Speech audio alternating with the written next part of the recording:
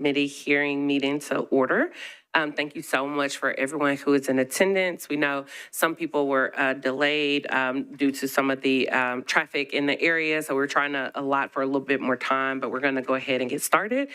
First, I would like to congratulate the graduates from Hunters Lane and McGavick who are graduating today. So congratulations to you all. And I could not help but to notice a stunning beauty in the audience. So I would like to welcome the Honorable Brenda Gilmore, former state senator, who's with us today. And with that, colleagues, I have just a few updates, and then we will go into our departmental hearings. The digital wish list, this year our wish list process is going to be digital, so you all will receive a link to that form today. I'm going to go ahead and extend the first deadline. So the first deadline for your wish list will be Tuesday, May 27th at 8 a.m. So we are, you're so welcome. I know people were feeling some pressure about that first deadline, but colleagues, remember, this is just the first version of the wish list that you're submitting. Your updated wish list submission is not due until Thursday, June 5th at noon. And the reason we do that second date is we want to make sure that people have enough time to update their wish list after they hear from our community and our constituents for the second reading of the budget, which is the first meeting in June. We want to make sure that we're hearing from the community about their comments and concerns about the budget. So although we are asking for a first version Tuesday, May 27th at 8 a.m., you will have the opportunity to update that, and just please make sure that the updated version is sent in by June 5th at noon. I also wanted to share a little bit about the digital wish list. It will look different this year because, again, it is a digital version. So when you complete the wish list, it is step by step. It is very clear, but if you have any questions about that wish list, you can reach out to Director Darby with any questions. But one thing that's going to be really important is that if you are requesting that a department receives money, or you're requesting that money is taken from a department to fill another wish list, please make sure that you are talking to both the department that is receiving the money as well as the department that would be having a reduction. And there is going to be a place in the wish list to talk about what due diligence you have done. The reason for that is sometimes we get requests of saying that you want to give money to a department, and sometimes the department is not aware of that. So we want to make sure that we are aligning with our priorities, our constituent priorities, but we also want to consider departmental priorities as well, and making sure that departments know that you're trying to give them extra money, or know that you're looking at reducing their budget and having an understanding of what that reduction will do to their budget. So again, you will have the opportunity to share that on your digital wish list. And then the last update is that for our budget work sessions, the first 2 work sessions will be held here in the chambers. The first one will be on the 27th. We will have finance to go through the budget process for this year, and we will also have a presentation of the USD GSD study. And then on the 28th, we will have HR to come to discuss the pay plan, the proposed pay plan. It's hard to say pay plan. HR and Mercer will both be here on the 28th to discuss the pay plan. And then after that, we will be in the jury room, and that will be our traditional work sessions where we will go through your wish list items, and we will talk about funding sources. And with that, we are going to go ahead and get started. The first presentation today will come from our Parks Department. And colleagues, you can find this information on page 438 of your budget book. You also have handouts from Parks with a copy of their questionnaire that they have completed, as well as additional information about their budget request, if that was funded in the mayor's budget, and which requests may not have been funded. And with that, I'm going to turn it over to you, Director, if you could introduce yourself and introduce who you have with you.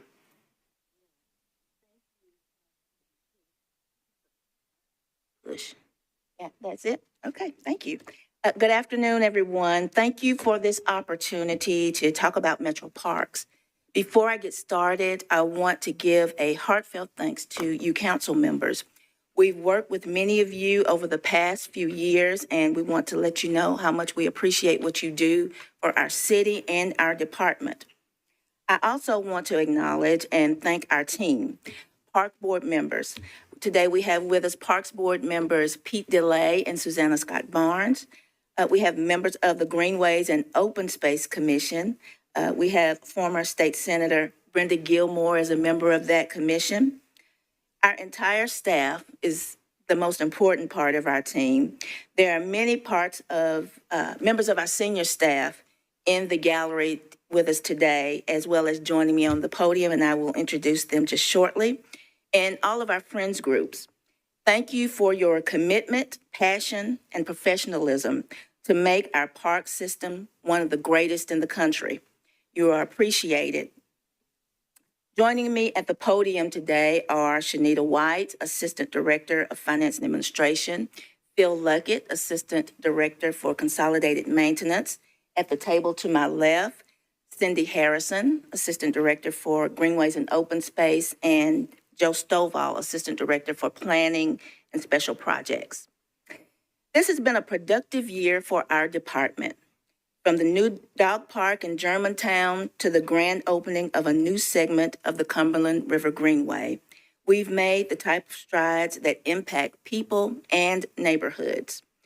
And while data paints a picture, it's our patrons that tell our story and confirm that our programs, facilities, and services are just as essential to the health and well-being of our residents, our tourists, our neighborhoods, and our city. It's the unsolicited and lengthy phone call from an appreciative father calling to tell us how community center programs and staff transform the self-esteem and confidence of his daughter. Or the unexpected email from a retired woman in North Nashville who was very impressed by how serious and meticulous our maintenance workers are on the job, so much so that she took time out of her day to send us an email. Or the inspiring and motivating comment from a woman who told us the Sportsplex creates a welcoming environment that is sensory-friendly and unintimidating. Or the ongoing letters and emails of support we've received about our golf courses and greenways. It's those acknowledgments that serve as strong reminders that what we do matters and we are moving in the right direction. Let me recap just a few of the accomplishments we've seen over the past year. To date, we've had over 311,000 nine-hole rounds of golf played this fiscal year. This is with our course at Shelby closed for 3.5 months for renovation and Two Rivers closed for 2 months for renovation. That's a point of envy for municipal courses throughout the country. The demand for golf in Nashville is higher than in most cities. Our numbers have been up since COVID and continue to increase with the upsurge of people moving to this area. And the quality of our courses far exceed most municipal courses in other cities across the country. And as you may remember, the Parthenon's repatriation of artifacts back to Mexico was a stellar accomplishment for museums on both the local and national levels and earned the department national news coverage as well. Through a public-private partnership, we opened the Cumberland River Greenway at First Tennessee Park, and through a different partnership, we recently opened the Cumberland River Greenway at Peabody Union. This new stretch of Greenway is an important connector that runs alongside the Cumberland River between the Trolley Barns and Ascend Amphitheater. We were awarded a land acquisition grant of $4.1 million for the acquisition and conservation of a historically significant 2.3-acre tract, which is part of the Nashville battlefield and located directly adjacent to Fort Negley. The American Battlefield Trust, along with the Tennessee Civil War Sites Fund, contributed funding to this effort, along with Metro. Our park police continue to work hard to keep our parks and greenways safe. Our officers provide data-driven directed patrols to provide an enhanced visible presence in specific areas which have been identified through data as problematic. We've added sky cops and daily patrols of our greenways to our arsenal, and we've recently commissioned Officer Dynamite to our mounted patrol. Our four-legged officer comes to us by way of Blairsville, Georgia. In addition to expanding our Lifeguard Academy, we recently partnered with the mayor's newly formed Office of Youth Safety and the Southern Movement Committee to launch Restore, a pilot program building conflict resolution skills and restorative justice practices in homes, schools, and businesses within the Napier community. This program also provides life skills and job assistance for participants. Our Junior Chefs program, developed from our Child and Adult Care Food program, is another potential career launcher. Not only do our youth receive practical cooking skills, but it also gives them a potential career to consider.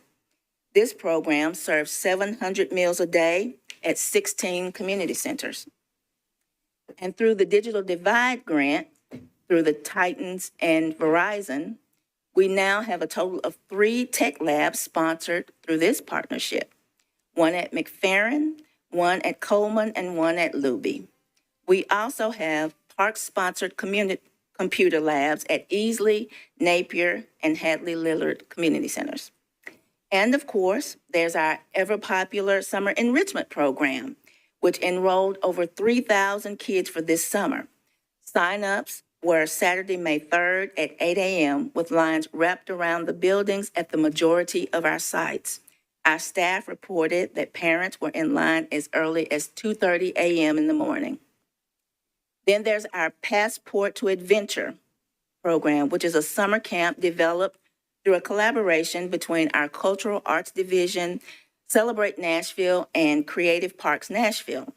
This multidisciplinary camp will feature music, dance, theater, and visual arts from around the world by connecting local, international artists and performers with 22 youth for this week-long summer camp, which runs from July 14th to July 18th.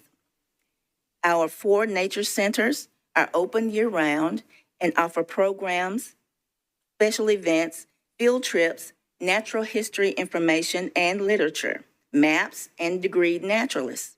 We continue to set the standard for environmental education throughout Middle Tennessee.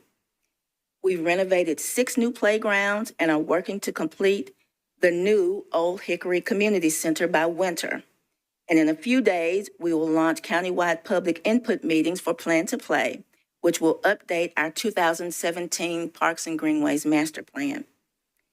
And we restored Two Rivers Mansion, renovated Kirkpatrick Community Center, installed lights on 5 ball fields, replaced the pool, and made additional upgrades to the pools at the Sportsplex. And we built 4 new pickleball courts at Seven Oaks Park with plans for more. These are just a very few of our accomplishments, again, with many more to come. The mayor's proposed budget allocates approximately $6.7 million in operating budget enhancements for Metro Parks. This funding supports several key initiatives, including armed security at community centers and select facilities, the use of Loomis for cash transport, critical increases for grounds maintenance and building mechanical supplies, and higher wages for staff. If approved, the safety and security enhancements will shift these responsibilities away from the Park Police Unit, allowing them to focus more effectively on patrolling parks and greenways. The proposed pay improvements are critical investments in the department's workforce and are justified to attract and retain qualified employees, to promote equity and support our broader goal of an inclusive, supportive workplace, to address the impact of rising inflation and living costs that have significantly impacted lower wage workers. These pay increases help offset those economic pressures and demonstrate our commitment to fair compensation practices, and for service delivery and community satisfaction. Our staff at all employment statuses perform vital roles in daily operations, including facility support, golf maintenance, recreational programming, and special events.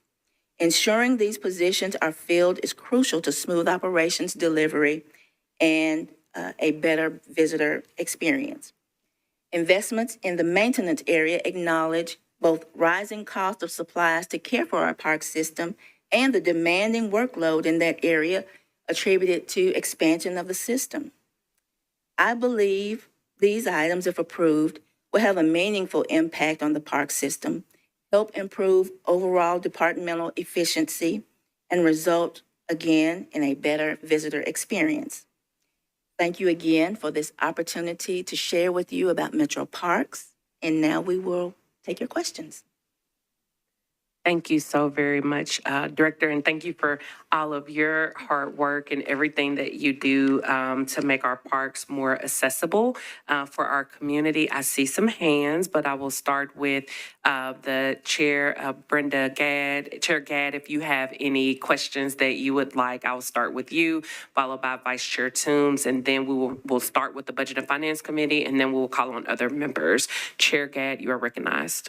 Thank you so much, Chair Porterfield. Thank you so much, Director Odom and your entire team for being here. Thank you for the work, and also congratulations on, I think it was the Trust for Public Land just announced the Metro Parks for even a higher ranking among all of our all the city parks in the nation. So congratulations on that. With that, I am going to defer to some other colleagues and then get back in the queue. So thank you all so much for your service. Thank you. Thank you so very much, Chair Gadd. I'll call on you at the end as well if you want to be recognized again. Vice Chair Toombs, you're recognized. Thank you, Chair, and thank you, Director Odom and staff for coming and sharing with us today. I do have several questions. You piqued my interest when you talked about the over 3,000 kids being served through the summer programs, and I wanted to know, and I'll ask my questions up front and then you can answer.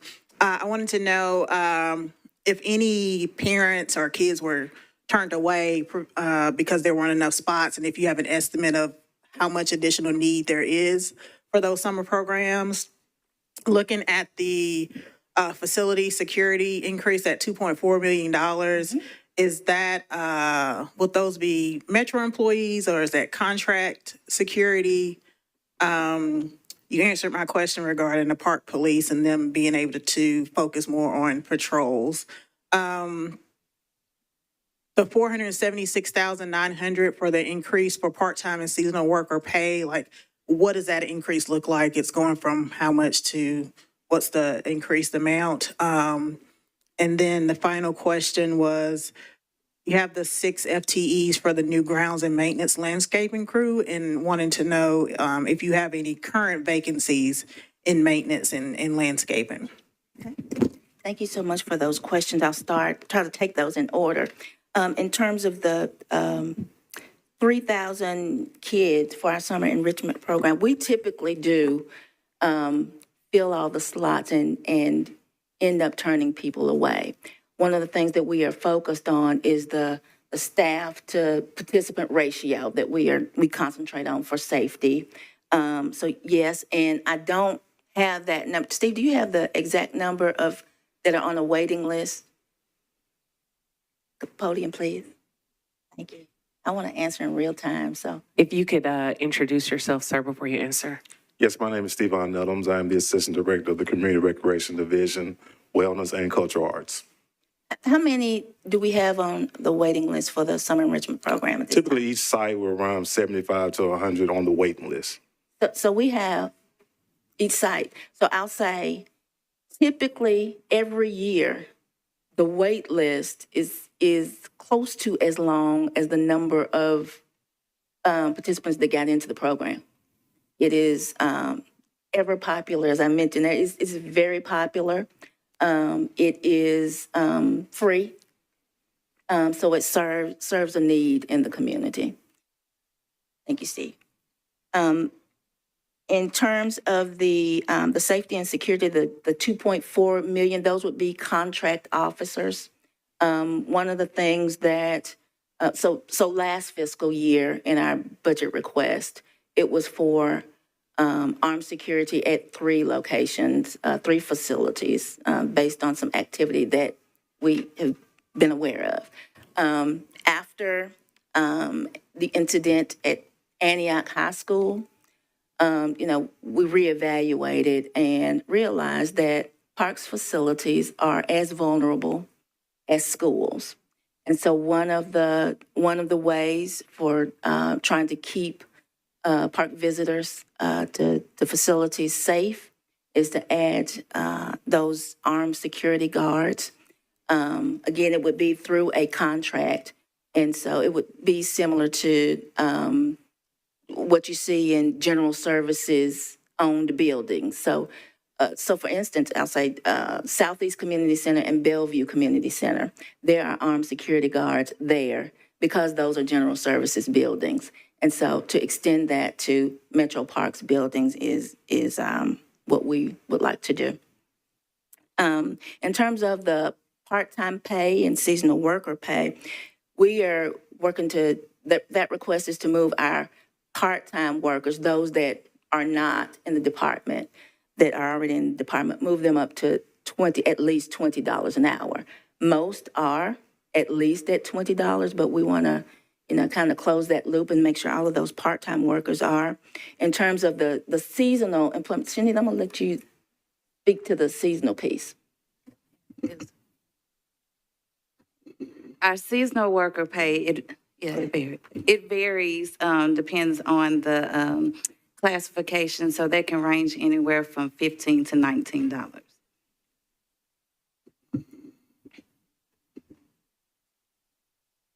And then remind me of your last question. I know it was about the 6 FTEs, and do we have current vacancies in maintenance? Right now, landscaping has 2. That was part of the 1.41% reduction last year. Right now, grounds maintenance has 3 that were also part of the 1.41% reduction last year. They also, right now, believe we have 2 M&R worker senior positions that just came open because 2 people were promoted.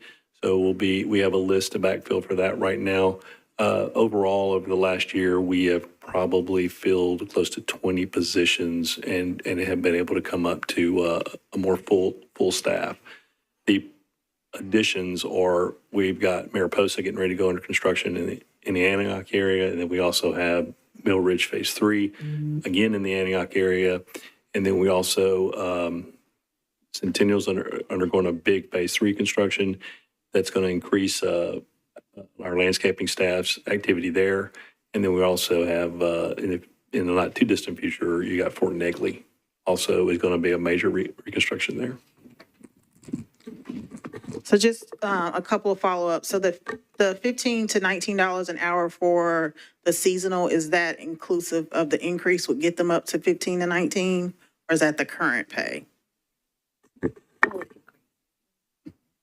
Yes, is it on? Yes, that's the increase. That's the increase. And the contract officers, that's private security, or are you getting police officers? It would be private security. Okay. And then lastly, how many total full-time employee vacancies do you have?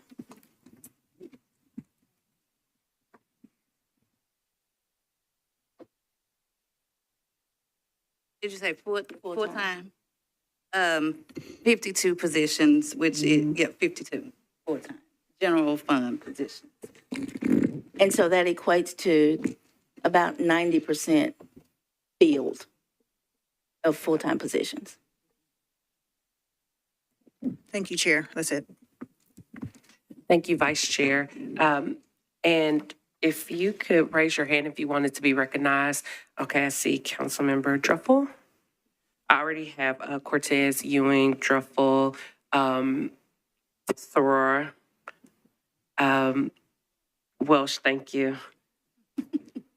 Drew a blank there. Webb, Johnston, Bain.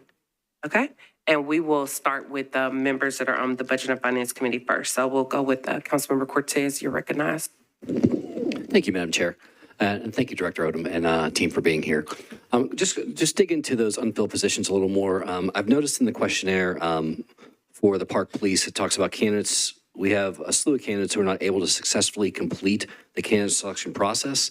It also mentions the labor market. What are some things we could do better, or what are some things this council could assist with in helping you get over some of those obstacles? I'll answer part, and I'll ask Captain Davis to come to the podium as well. What comes to mind for me, number one, it's a tough labor market for law enforcement in general, whether it's Park Police or MNPD.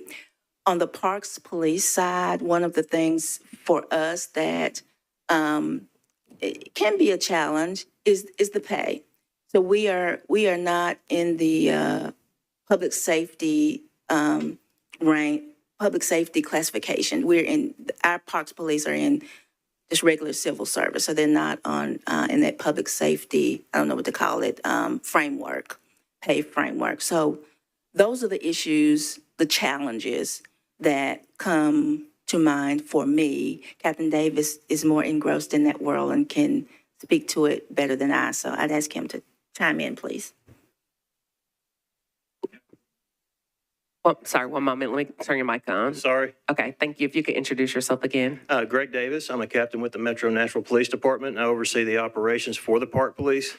To add to what Director Odom has said, most of our struggles are qualified candidates, and I don't mean to make that sound bad, but we do set a very high standard for the folks that we want to hire to become police officers.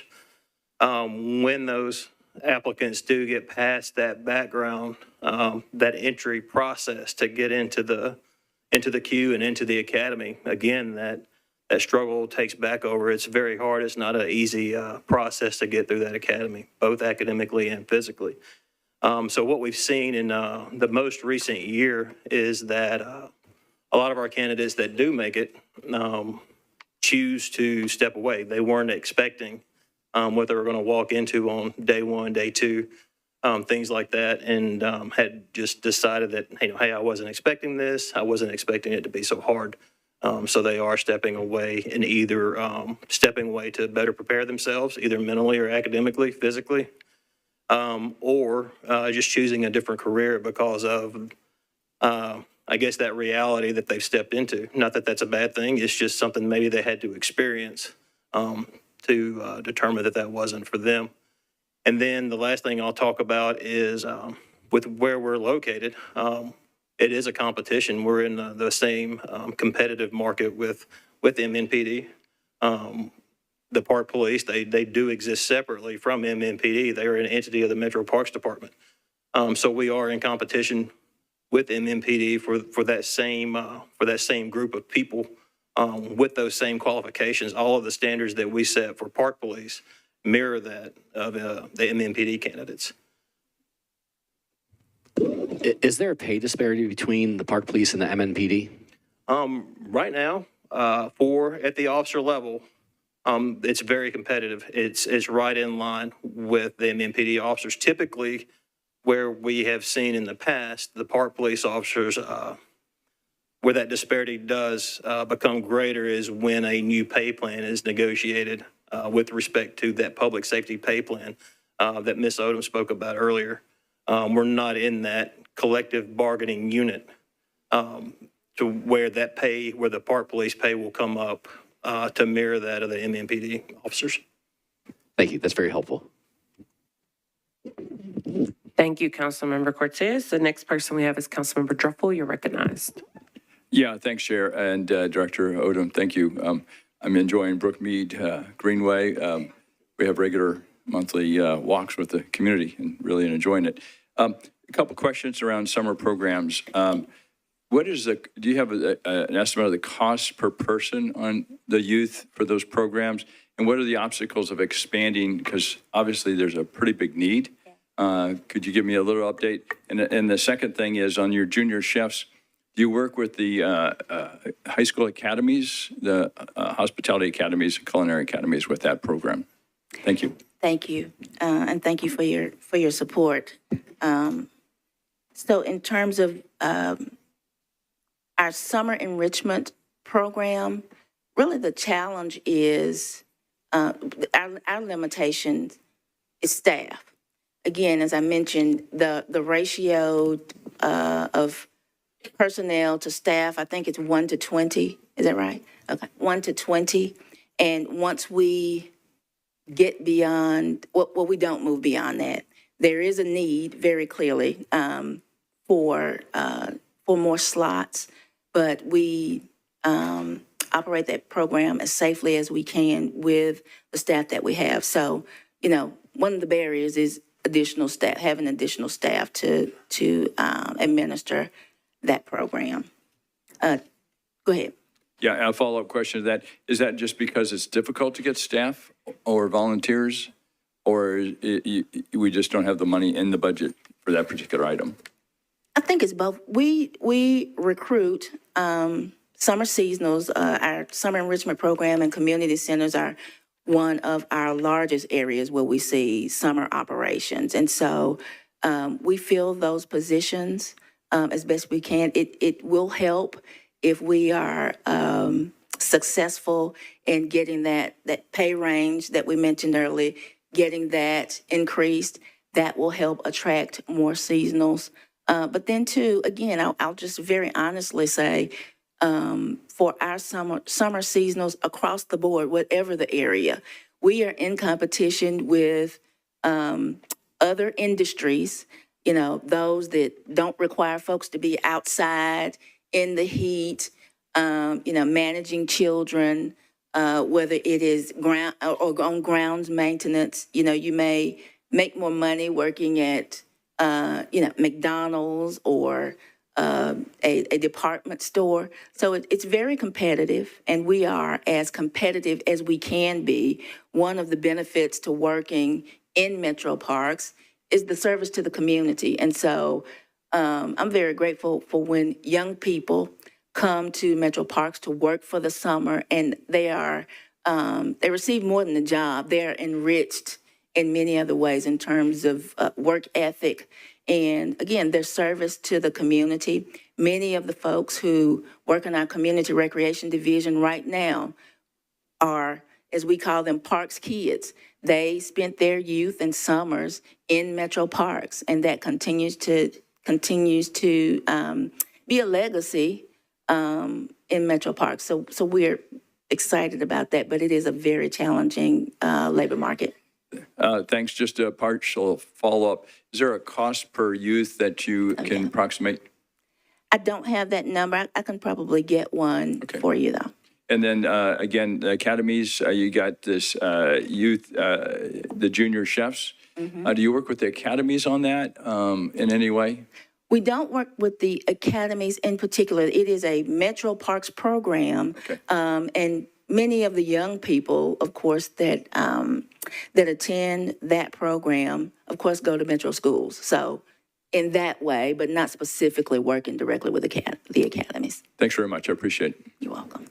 Thank you, Councilmember Druffel. Next, we have Councilwoman Soro. You're recognized. Thank you, Madam Chair. Thank you, Director Odom and your staff. Thanks for all the great work that you're doing. A couple of questions, and I'm going to start with your audit first. In your response, it says that you have a 2015 audit, cash audit that you're still working on, but the one that jumps out at me is the FY16 work order audit that is supposed to be completed June 2025. So I guess it's been almost 10 years since that finding. What was the hold up for that? The other question that I have for you is when I look at your budget, there seems to be almost a $5 million increase in your budget, but I do see that a big chunk of that was for the security officers, which is about 2.4 million, and then the community center in Odikri.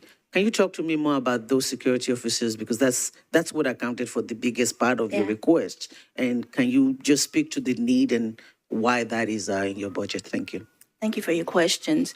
So I will start with that work order system. Very shortly after that 2015 or 16, I can't remember, audit, we started to independently research systems for work order management and capital asset management.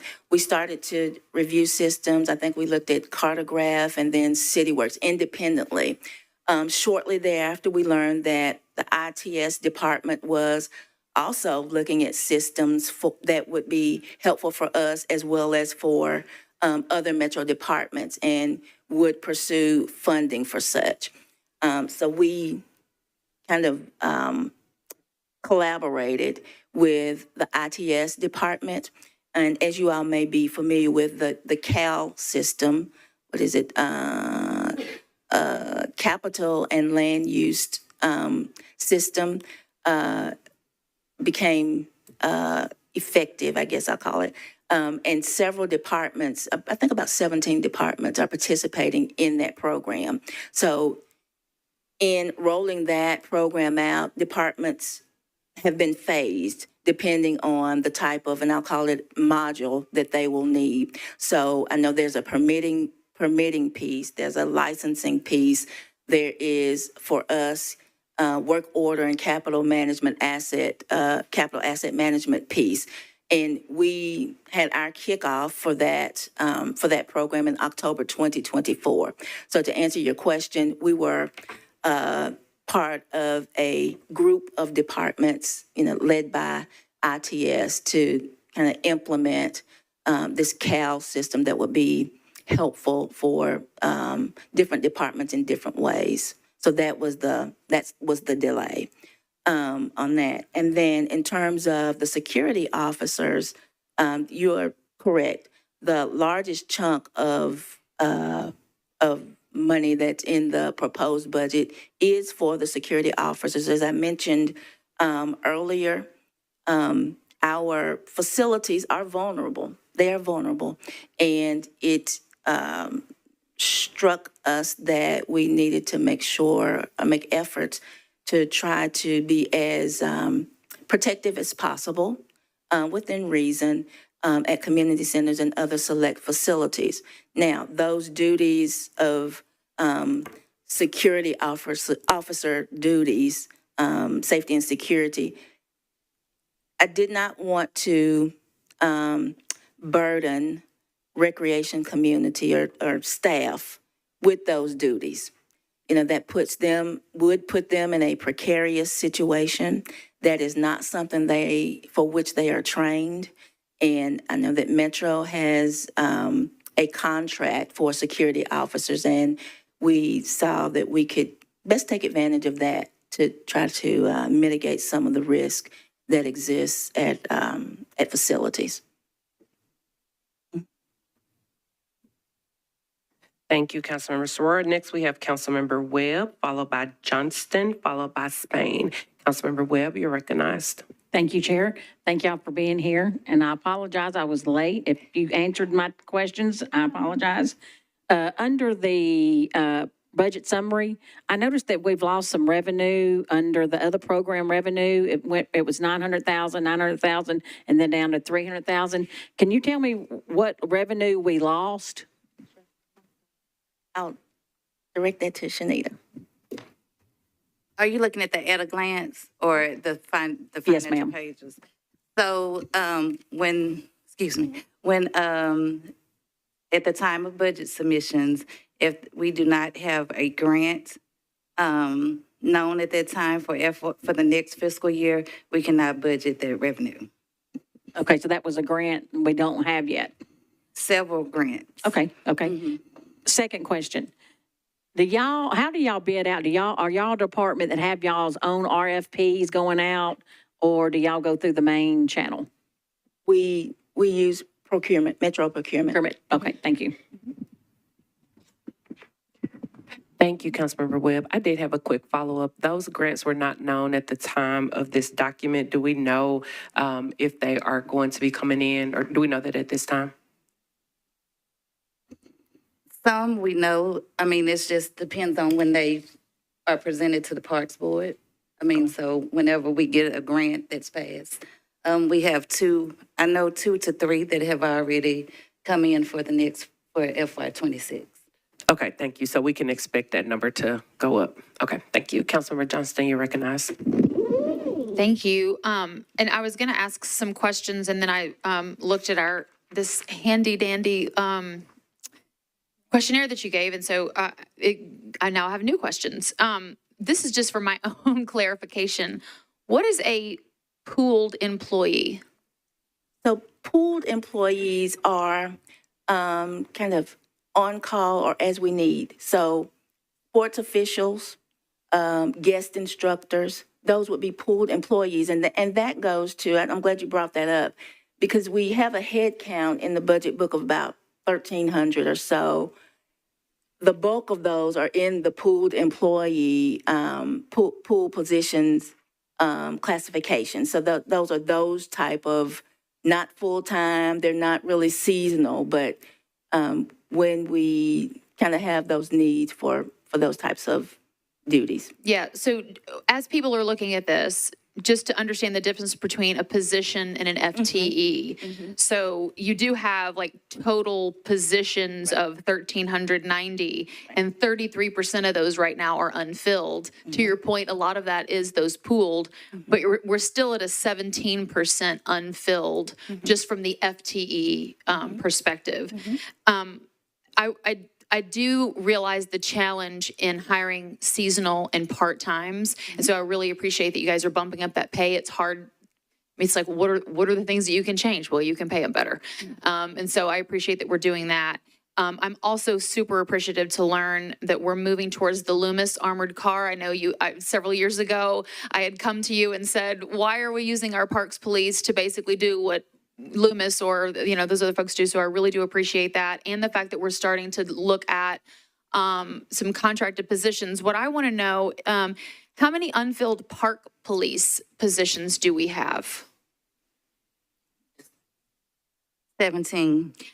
And how many what would be, how many positions do you have budgeted? That's my question, sorry. For park police, Yes. 39. 39. So 17 out of 39 is what we're lacking.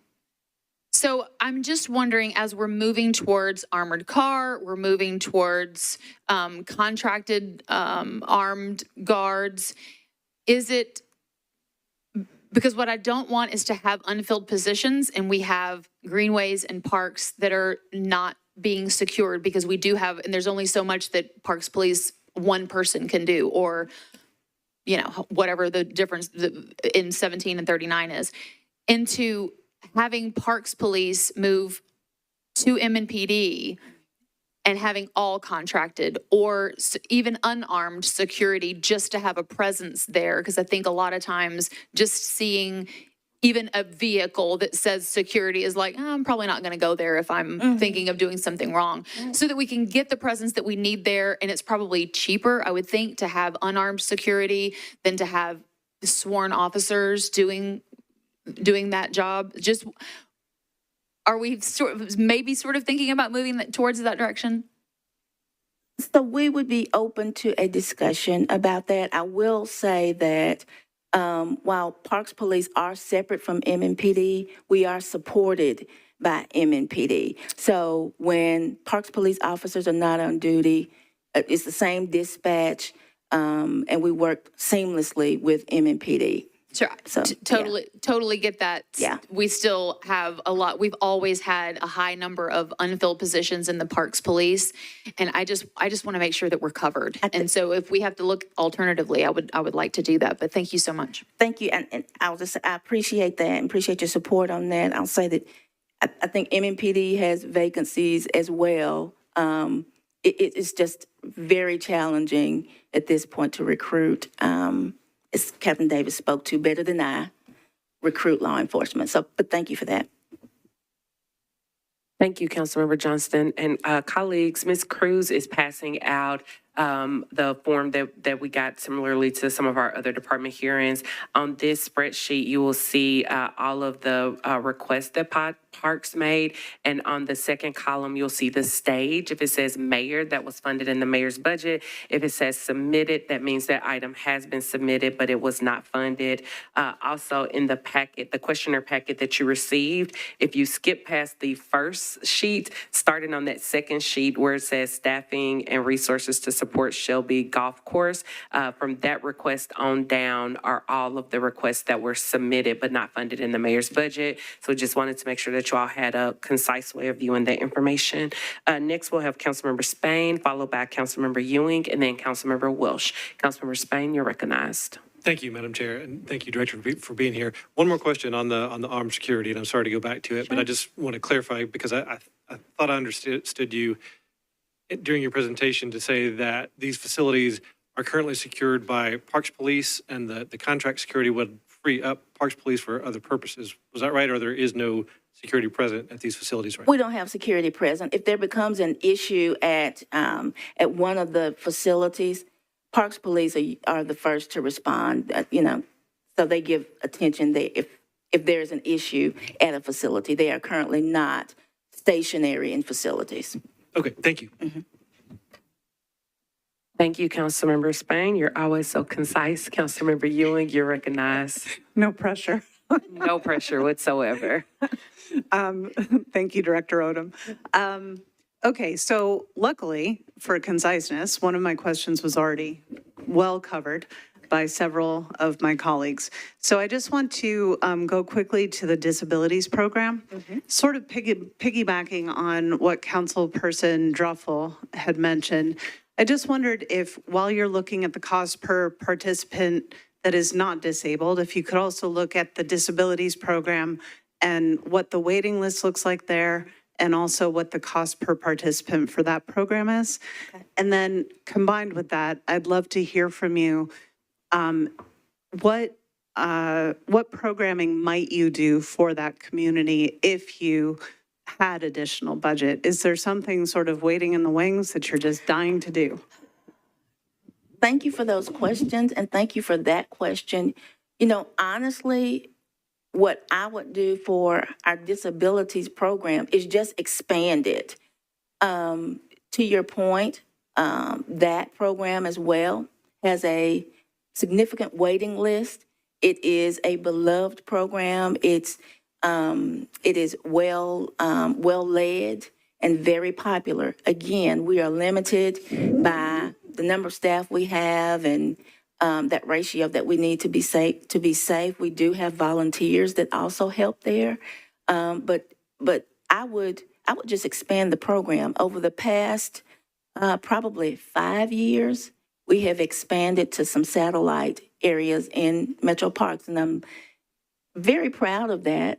As you know, our headquarters is at Sportsplex, but we've expanded the program to Coleman Community Center, Madison, and I think Bellevue. Yeah, Bellevue. And in past years, those have been top priorities for me and the department, simply because that's an underserved community in our city, and we see the need. So I would just expand the programming. Okay. Well, first of all, just thank you. Thank you for the programming. On behalf of that community of which I'm part, and or my son, rather, to be more specific. Right. And then if you when you're getting the cost per capita for the typical population, if you could also get it for that population, that would be great. Yes, absolutely. Thanks. Thank you so very much. Councilmember Welsh, you're recognized. Thank you, Chair, for remembering my name. I really appreciate that. Director Odom, you mentioned the Restore program, which was the pilot at Napier. Is that, I think last year that was funded through your department, and I can't quite find it this year. Is that now in the mayor's department, or is it not funded this year? I believe that it is funded, but it was not funded. So it was funded, I think it was an administrative account that was put in and then moved over to the Parks Department. We got $250,000 of the $1 million appropriation for that programming. And so so I can assume then that the $1 million that's in there now, that same action would happen. Right, and we go. And do you all have capacity if we funded a second pilot at a second community center because it has been so successful? I don't know. I would say we would welcome that. I have yet to see, because we started the program earlier this year, metrics from folks attending the program, and you certainly want to see that. But I would welcome any support that you would give us. Okay, so I'll put that into my digital wish list. Thank you so much. And again, remember to check with the department first. Considered it checked. Thank you. Circle back around. Thank you. Thank you, Councilmember Walsh, for those questions. Councilmember Benedict, you're recognized. I'm not Bradford. I was thinking about a joke and I couldn't come up with one. Okay, I just did it hopefully for us. Thank you. So, Director Odom, I have a question about the two requests that you have here, funding for positions at Percy Warner Golf Course, which was submitted in the mayor's budget, and then staffing and resources to support the Shelby Golf Course, which was submitted but not funded. As I read the justification for both of those, on the Shelby Golf Course, you actually call out, by increasing the staffing levels, we would be able to provide an equitable level of service. And so I'm really concerned that an area of the city that has an underserved community and children that, we've got Vinnie Links right there where children learn, and then you've got Shelby right by it where, folks can go and play, as compared to Percy Warner. And I'm not sure what the condition is on the west side, but I know the west side compared to the east side, there's some real differences there. So I want to understand why you think one was funded and not the other. So thank you for your question. So I will say the one from Percy Warner, that request for Percy Warner, we had that request in, I think last year, or year before last. And we, there were positions, I think it was 2 positions, added after the budget period closed, and we absorbed those positions with hopes that once we submitted them again, we would get the funding. So we didn't get the fund. We got the positions and not the funding, and we just kind of made it work. That, if you'll notice, that is a request for funding and not positions, because we have those positions. And that supports the expansion and renovation of the Percy Warner Golf Course. As you mentioned, we did see a renovation of the Shelby Golf Course as well. And in terms of that equity that it mentions, it's really focusing on across the golf course system so that we can have, a manager, assistant manager, and the same types of positions and greenskeepers and all of that at all of the golf courses, just the same type of staffing. Can you speak to the volume of users at each of the golf courses? We do have someone that can do that. Mr. Evans, as Wayne Evans, who oversees our golf courses, to come up and respond. Thank you, sir. You're recognized. Would you? Yes, and in the past, you were asking about Shelby. We did have less staffing and less maintenance at that facility because the numbers were half or a little less than half historically versus the other 18-hole golf courses.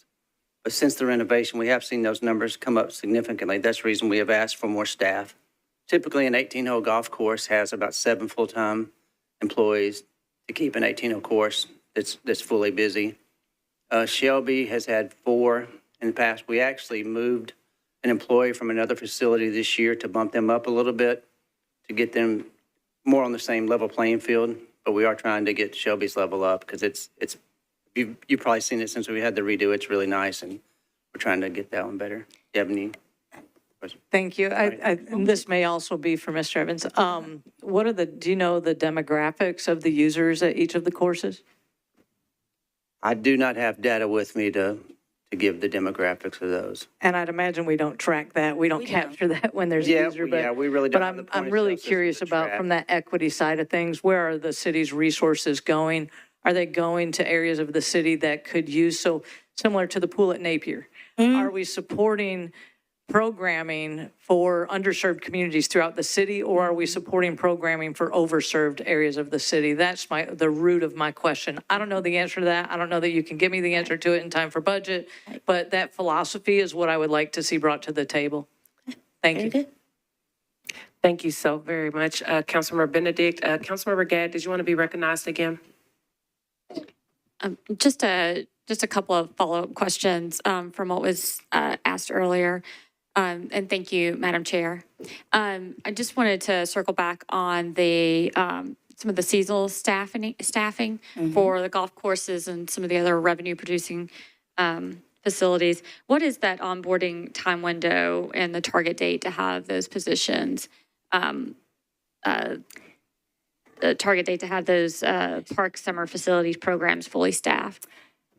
It depends on the facility. I'll say for golf, the golf area, we generally start recruiting and filling those positions as early as March.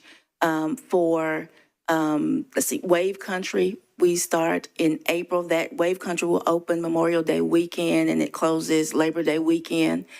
So we start then. For community centers, we start those usually at the end of April and continue to recruit and fill positions throughout the summer. That summer enrichment program runs from, I think, June 2nd to July 26th or something like that. It parallels Metro Public Schools summer break.